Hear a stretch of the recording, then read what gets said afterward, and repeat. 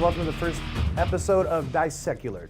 My name is Sean Bragg. I am here at my church, Outlook Christian Church in Reno, Nevada. I am your heavy metal missionary. My mission is to take the devil out by bringing the Lord in. So what I'm doing here is I am taking music from the secular world where Dad, and as you hear me say Dad, no, I'm referring to the Father above. Dad can work through anybody. We are all his vessel. So I'm here to show where I think that Dad is working to us and to the world through secular music. So I'm going to take a song, give a little bit, tell you how I think Dad's working through it, and then please at the end of it, comment any concerns, any questions, any thumbs up, any recommendations going forward. I want them all, please. So for today, for the first episode, we're going to make it really easy because I think this one speaks volumes on the way that we as Christians are perceived. So we're going to go with Talk Talk by A Perfect Circle. So we're going to play a little bit of the song, just a real catchphrase, because there's a part in the song where Maynard is talking about faith without works is dead. And he's right.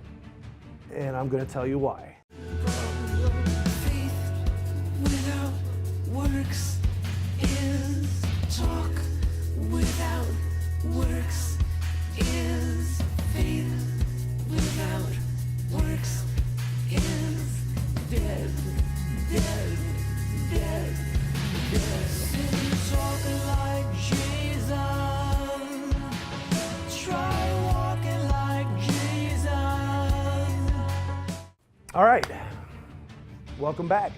Hope you enjoyed that, and I really hope that after you listen to me and you bless me with your time, listen to the whole song, because the whole song speaks to what people who see us as Christians really tend to think about us as Christians. You know, he talks about faith without works is dead. Pardon me, I'm bringing it back up on my Bible. So what I want to do is I want to take it back to the Word, because it's all about the Word. And in James chapter 2, verse 14, it actually starts off with the header, faith without works is dead. So real quick, James chapter 2, verse 14, what good is it, my brothers, if someone says he has faith, but does not have works? Can that faith save him? If a brother or sister is poorly clothed and lacking in daily food, and no one says to them, go in peace, be warmed and filled, without giving them the things needed for the body, what good is that? So also, faith by itself, if it does not have works, is dead. Now, we know that we're saved by grace. It is a gift that we sure don't deserve.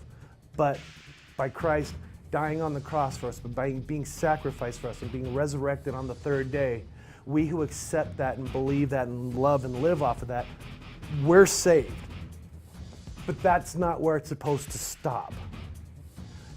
Once we're saved, it's our responsibility to go out into the world and preach it to those who don't know or who have not been exposed or who have had experiences that push them away.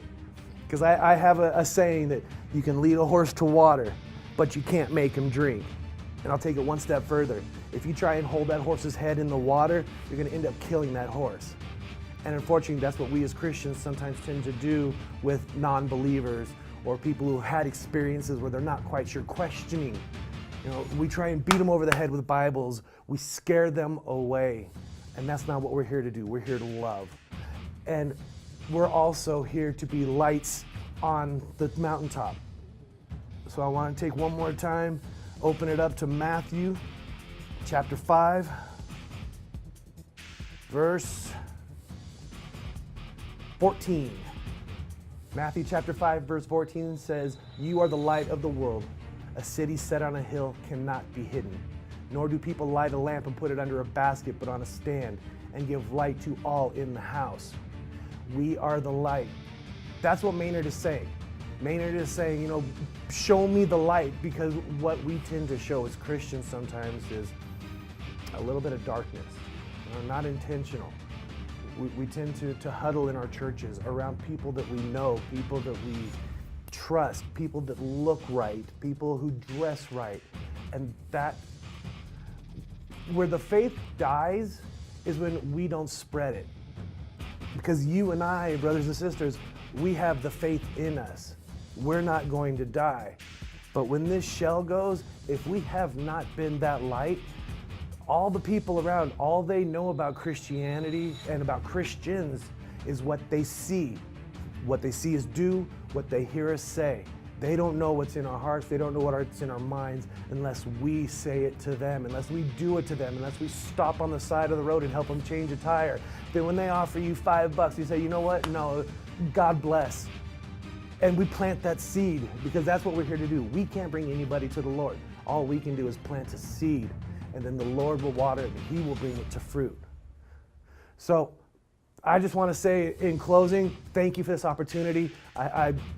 I hope you do listen to the song, my brothers and sisters, and know that we are that light and we can be that light.